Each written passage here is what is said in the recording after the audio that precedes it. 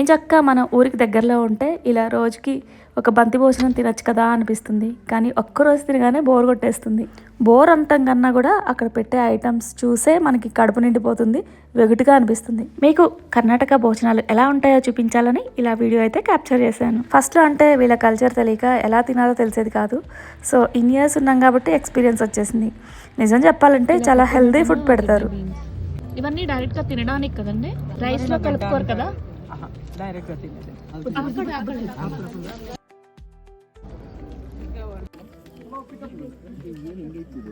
ఎందుకు ఇలా పెట్టారు?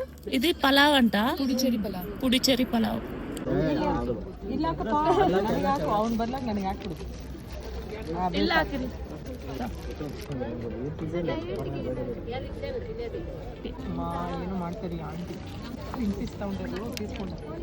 ಏನ್ ಡ್ರಿಂಕ್ ಅದು?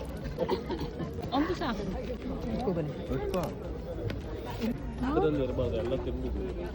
ಹಾಗಾದ್ರೆ ನೀವು ಇದು ತಿನ್ಬೇಕು. ತಿಂತೀರಾ?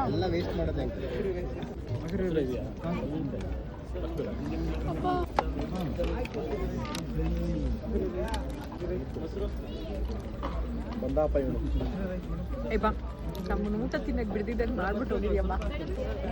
ಇಲ್ಲ ಹೇಳಿಲ್ಲ ಅಂದ್ರೂ ಎಲ್ಲರಿಗೂ ಹಂಗೆ ಎಷ್ಟು ಬಿಡ್ತಾರೆ ಇಲ್ಲ ಅವರು ಗೊತ್ತಾ. ಟೇಸ್ಟ್ ಎಲ್ಲ ಚೆನ್ನಾಗಿದೆ. ಅನ್ವಿತ ನೋಡು ಗೊತ್ತಾಗತ್ತೆ ನಿನಗೆ. ಪಬ್ಲು